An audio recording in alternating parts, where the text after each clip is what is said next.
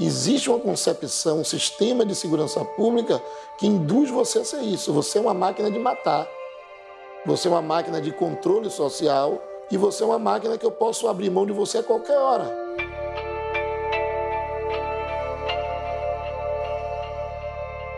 Essa carnificina, esse genocídio, ele não para o tempo todo. A gente convive com isso o tempo todo. Mas o fato de conviver não quer dizer que eu me acostumei com isso e não vou me acostumar nunca. Então é um sistema muito bem feito. São negros perseguindo negros e matando negros.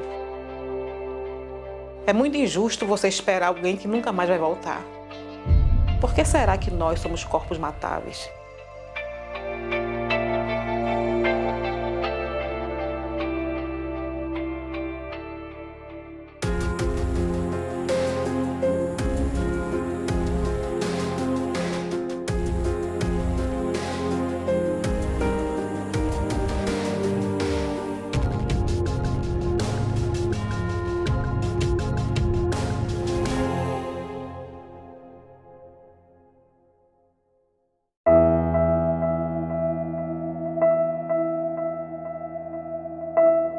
Todo ano, 23.100 jovens negros de 15 a 29 anos são mortos.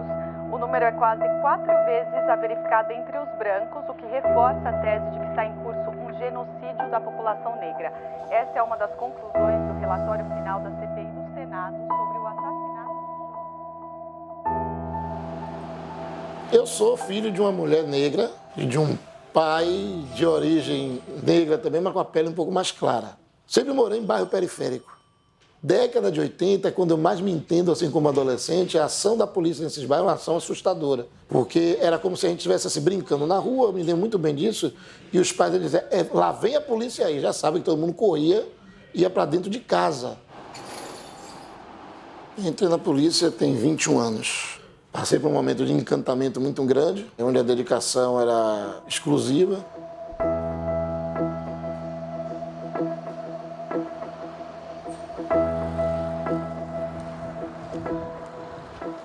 Eu trabalhei 15 anos como na linha de frente operacional, serviço de investigação. Trabalhei com homicídios, trabalhei com um grupo que combatia grupo de extermínios. Os nossos autores eram policiais, então foi um momento que eu tive muito conflito com a PM, né, ameaça de morte e tudo mais. Depois trabalhei como investigador do setor de tóxico e entorpecente.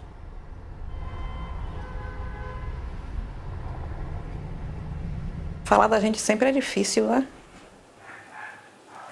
Tive 5 filhos. E eu sempre me vi sendo mãe de homem, de um rapaz, sabe? Ele foi a minha última tentativa de ter um filho, porque eu tinha 4 filhas. Davi, ele era extremamente vaidoso. Tomava vários banhos ao dia, sempre com o cabelo bem cortado, cheio de gel. Se olhava muito no espelho, será que eu estou bem? Acho que é a fase de descobrir primeira namorada, né? Estava apaixonado. Antes daquela data, 24 de outubro de 2014, eu me achava a pessoa mais feliz do mundo. Mas eu tinha a ideia de que nós vivemos de um mundo truculento também. Eu só não imaginava que essa truculência que existe, principalmente na esfera do Estado, fosse me alcançar. Eu passei a entender um pouco mais, né, pela dor, o que é o racismo, o que é essa violência estrutural.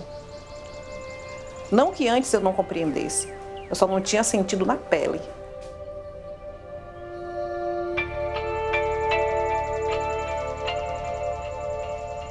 Por uma ironia, ele acordou cedo, que ele não acordava cedo, 6h30 da manhã, que até hoje eu me pergunto por quê.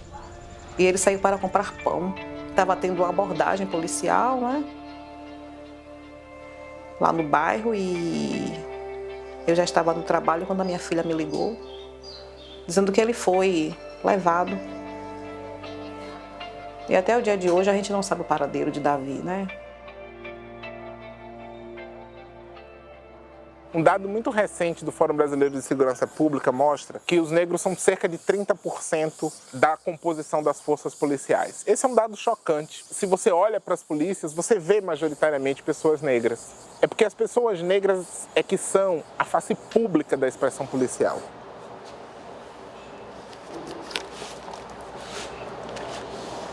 Quem é chamado para as atividades de controle na rua, da polícia militar, sobretudo, é que são pessoas negras. Ainda que a autorização dessa violência e a validação jurídica dessa violência passe na mão de pessoas brancas, juízes, promotores, delegados, presidente da República, governadores, esse exercício da violência é atribuído a pessoas negras, de modo que só pessoas negras se arriscam no front. A imagem que mais representa a dramaticidade da violência policial é uma mulher chorando a perda do seu filho, a perda do seu companheiro, a perda do seu irmão. E essa é uma imagem possível para um policial vítima de violência. E essa é uma imagem possível para um menino jovem negro de uma comunidade vítima da violência policial, vítima do tráfico, vítima de uma ação das milícias. Ou seja, as mães que choram vêm do mesmo lugar. Porque no fundo, essa não é uma guerra do Estado contra as organizações criminosas, não é uma guerra do Estado contra o tráfico. Essas são só argumentos retóricos. Essa é uma guerra racial. E que nem sei se guerra é uma palavra que cabe de ser usada, porque até na guerra tem acordo. Não se mata criança, não se desperdiça idosos. O que se vive no Brasil não é uma guerra, é um genocídio. Quando alguma coisa me remete a esse processo dele, eu fico lembrando da injustiça que ele sofreu, a morte, né? Que não foi uma morte tranquila, tenho certeza. Aliás, não tenho nenhuma dúvida. Eu costumo dizer que naquele dia Davi viveu o holocausto dele. Para aqueles policiais aprender como é que se tortura e mata ao ingressar na polícia militar. E naquele dia estavam se formando 23 policiais militares.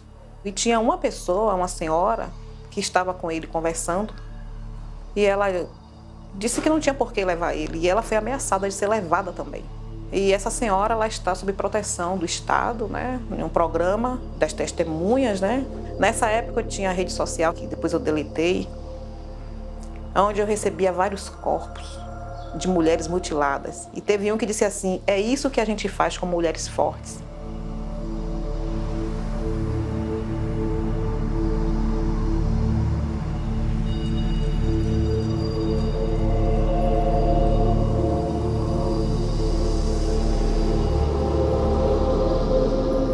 Está passando aqui agora num bairro popular, né, conhecido como Cosme de Farias. Eu morei aqui durante uns 15 anos, mais ou menos. Minha filha ainda mora aqui. Tenho muitos amigos aqui, tive alguns que foram mortos aqui pela polícia, outros são policiais. A pergunta que a gente fazia naquele momento, junto com os colegas da viatura, era exatamente a pergunta que todo mundo faz, né? E se fosse uma pessoa branca, iria ser tratada dessa maneira?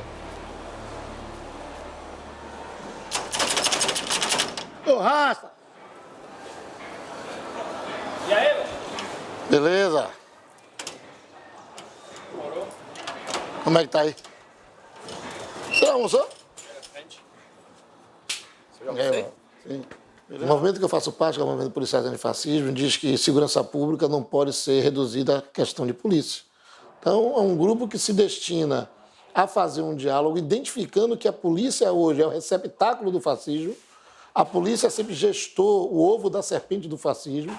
Por isso que a gente faz o debate caracterizando esse movimento de policiais como antifascismo, que não é antifascista, porque a gente não está fazendo diálogo contra o indivíduo que pratica o fascismo.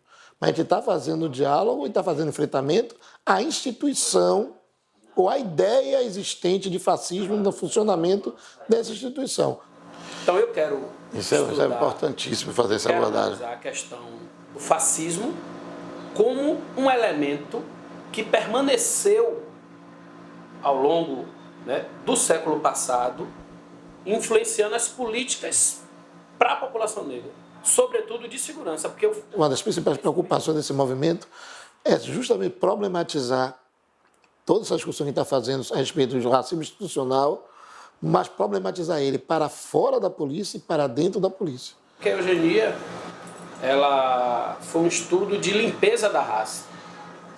Então, pior do que a escravidão em si, o que fez com que a população negra permanecesse no lugar que está foi as políticas posteriores.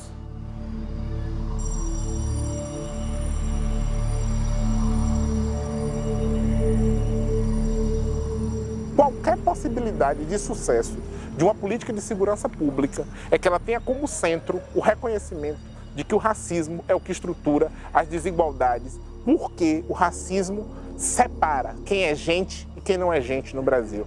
Quem é que, quando morre, gera um sentimento social de pertencimento, de compaixão, de indignação, de empatia, e quem é que é coisa cuja morte não produz nada.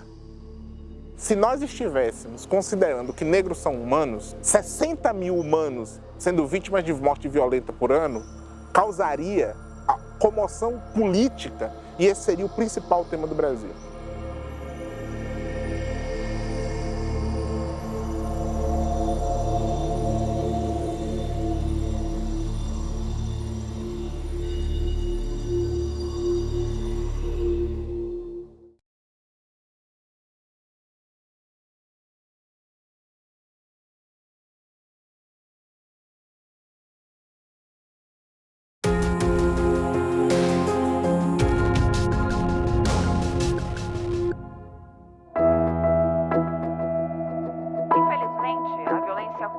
Recaindo sobre a população negra e pobre no Brasil. O genocídio contra essa comunidade é marcado por dados assustadores.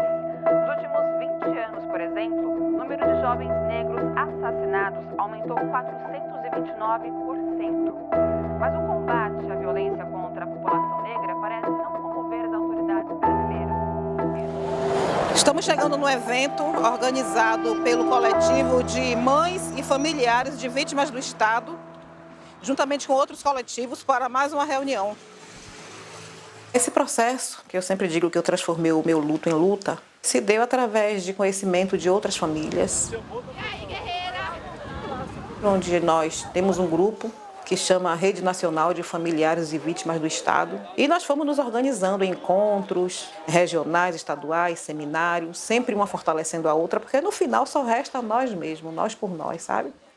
O Estado da Bahia tem uma grande demanda por esse tipo de articulação, né, e de mobilização, e o Nordeste brasileiro também, porque os índices são altíssimos. Então nós vamos... A tarefa de enterrar, de lutar pelo resgate da memória, de denunciar a violência e de provar a inocência, muitas vezes, dos jovens negros vítimas de violência, é uma tarefa que a sociedade brasileira tem imposto a mulheres negras. São mulheres negras que assumiram para si a tarefa de dizer que os mortos têm voz, que esse menino e essa menina não vai ser enterrado como indigente. Boa tarde a todos e todas. Não sei se alguém aqui já ouviu falar no caso da Fiuza, eu sou a mãe dele. Quando eles matam os nossos filhos, quando eles sequestram, desaparecem, eles tentam reproduzir em nós uma culpa. E eu trabalhei muito em mim, porque eu dizia assim, por que ele saiu naquele dia? Por que eu não guardei ele? Quando eu estou em casa, o sofrimento é muito grande. Eu me lembro do meu filho caçula, que também foi executado pelo terrorismo do Estado. Na madrugada de dezembro de 2018, 3 homens encapuzados invadiram a casa de Pedro, o surpreenderam enquanto dormiam, deram voz de prisão a ele e o executaram a tiros. Me perguntaram se também fosse branco, será que ele teria morrido? Não sei, talvez não. A cor importa muito. Porque o número de mortes de jovens negros cresce e o número de mortes de jovens brancos diminui. Por que algum indicador tão central quanto o homicídio é tão resistente às políticas de inclusão? Ele é resistente porque tem alguma coisa distinta da questão econômica que faz com que a inclusão não ocorra ou ocorra de modo mais lento para as pessoas negras. Mais um jovem que se vai, mais uma mãe que chora, mais sangue que jorra. Todo dia essa cena cruel de guerra se repete nos becos e vielas das favelas. A bala vem com endereço na juventude negra e pobre das favelas. Os capitão do mato disfarçado de PM mata preto todo dia. Isso a mídia não divulga. Estado estrategista, polícia racista, me mata só por ser jovem negro e morar na periferia. Basta! Extermínio e genocídio da juventude negra tem que acabar. Não vamos nos calar enquanto a nós, juventude, nem um passo atrás. O fato de alguém nascer numa família pobre pode se reverter de alguma forma, na trajetória daquela pessoa. Mas o pertencimento racial, não. O principal produto do racismo não é a desigualdade.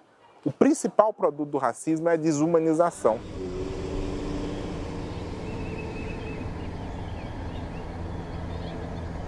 Valeu, querido. Eu lhe acompanho. Bom dia para você. Passei hoje à noite aqui na delegacia, terminando agora às 8 horas da manhã, saio agora por volta das 8h30, 8h40, indo agora para reunião com o pessoal dos policiais antifascismo e a galera do Sindicato dos Policiais Civis da Bahia. Não é admissível no sistema policial brasileiro você ter um policial que pense. Você tem que ter um policial que cumpra, mesmo nas polícias civis. Policial que pensa demais, segundo o dito popular, segundo aqueles que querem orientar de uma maneira equivocada a gente, quem pensa demais morre. Porque eles consideram que ser policial é decidir entre a vida e a morte. Então, decidir a vida e a morte é o seguinte: ou eu mato ou eu morro, não tenho que pensar muita coisa.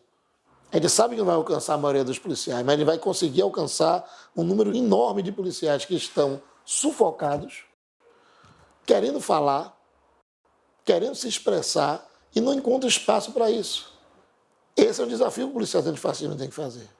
Como que se propõe do que deve ser a polícia? Isso nos orienta a pensar que polícia a gente quer. Essa ideia de modelo de polícia, então, ela tem que ser muito bem discutida com a base, porque a gente nem sabe do que é que se trata, porque muitos ainda são muito brucutus ainda, tem cara que, sabe, eles estão muito mais identificados com aquela polícia antiga, se portando muito mais como um jagunço, né, do que realmente um policial que pensa, que produz relatórios. O policial precisa primeiro ser educador. Nós achamos que alguém comete um crime, a gente tem que chegar lá e pau, porque nós andamos armados, criamos marginais, matamos pessoas, matamos famílias. Matamos famílias. Juventude que ousa lutar, constrói o poder popular. Me abordam, me revistam, implantam provas contra mim para tirar minha inocência. Mandam eu me sair e covardemente pelas costas atiram em mim. Me esquartejam para ninguém encontrar meu corpo. Aí eu sofro, mas não sofro sozinho. Minha mãe chora noite e dia, sabendo que o meu irmão pode ser o próximo. Polícia racista, fascista. Os fardados que deveriam nos proteger são os que nos matam. Hoje você tem uma polícia que aparentemente passa a ideia de ser austera, forte e dura no combate ao crime, mas é uma estrutura totalmente sucateada, colocada em situação extremamente precária. O policial é mal visto, ele é mal remunerado, ele é maltratado, ele é subcidadão, e é esse tipo de pessoa, nessa condição de subcidadão, que é lançado na rua para garantir cidadania ao cidadão, para garantir direito do cidadão. Se eu retiro de você, desumanizo você, obviamente sua relação com o outro também é desumanizante. Nós não vamos enfrentar a violência que é praticada sobre as polícias se as polícias não tiverem elas também consciência da dimensão brutal na qual elas estão sendo convocadas. Eu não acho que nós devamos absolver a polícia da sua responsabilidade na violência. Eu acho que, eticamente, todo mundo que atira, que aperta o gatilho, tem que ser chamado à responsabilidade, porque tem uma responsabilidade nisso. Eu acho fundamental que a gente responsabilize os outros atores do sistema de justiça, que são mais bem remunerados, mais protegidos, mais prestigiados socialmente que a polícia e que têm tanto quanto, ou às vezes muito mais responsabilidade que a polícia na violência. O juiz que autoriza um mandado de busca e apreensão coletivo é tão responsável pela violência quanto o policial que abusa nessa busca e apreensão coletiva. Ainda que às vezes eu pareça fraca, mas eu me sinto forte. Eu sou forte. Mas também os fortes choram, os fortes precisam de cola às vezes. A ONU pediu uma explicação sobre o caso, não é? Quem vai julgar o caso são os próprios militares, sejam seus pares, eles vão julgar. O Ministério Público denunciou somente 7 policiais de 23. E não dá nenhuma explicação, nenhuma justificativa. Por que denunciar somente 7? O mundo tem que saber que existiu o Davi Fiuza e que o Estado da Bahia simplesmente torturou e matou. E desapareceu com o corpo. Davi Fiuza! Davi Fiuza! Davi Fiuza! Vamos transformar você no jagunço em um policial cidadão. E a gente precisa fazer isso. Humanizar, na verdade. A gente precisa desembrutecer essa turma e humanizar através desses debates, para que eles possam entender qual é o papel dele dentro da polícia, que não é o papel de ser jagunço. Eu penso que nós, cada um de nós, devemos fazer essa revolução. Ou o povo vem para dentro dos lugares ocupar e dizer eu quero uma polícia diferente, ou não tem para onde a gente correr, irmão, a gente está perdido. A gente precisa, fundamentalmente, criar um ambiente de direitos para as polícias. Nós estamos falando de alimentação ruim, de a gente ter nenhum tipo de assistência psicológica. Policiais que dão um tiro na rua, que trocam dezenas de tiros na rua e que 24 ou 48 horas depois volta para sua atividade de escala como se nada tivesse acontecido.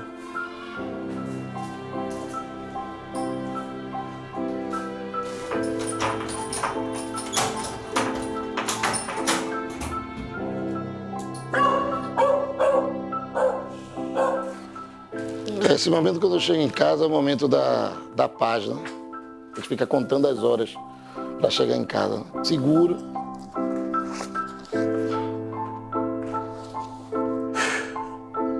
Clarinha, vem, minha filha. Venha, suba.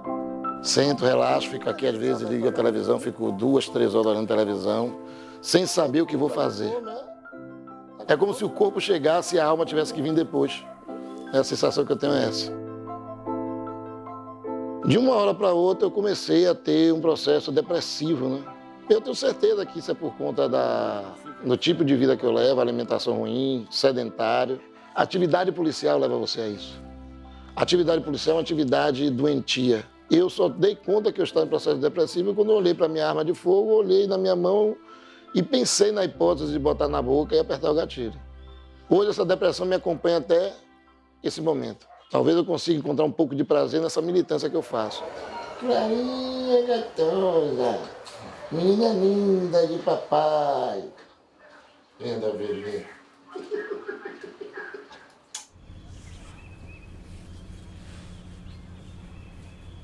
Cada pessoa busca uma forma de trabalhar o psicológico, o físico, porque senão pira, né? Ainda mais nessa situação, esse Estado democrático, assassino de direito, ele nos tira tudo. Nos tira a vontade de viver.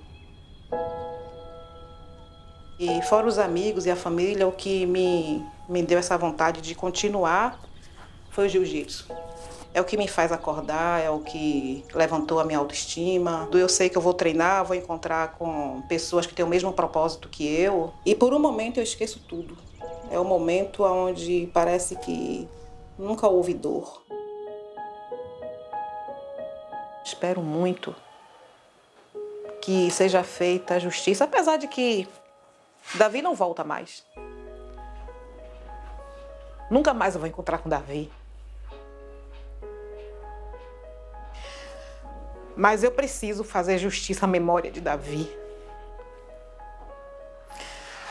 Tem uma música que diz assim: eu sei que eu vou te amar, por toda a minha vida eu vou te amar.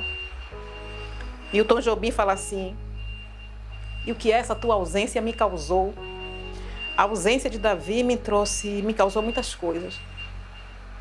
Uma saudade, uma dor que eu nunca tinha sentido antes. Uma fortaleza ao mesmo tempo. E como diz uma amiga minha, nós ainda vamos parir um novo Brasil.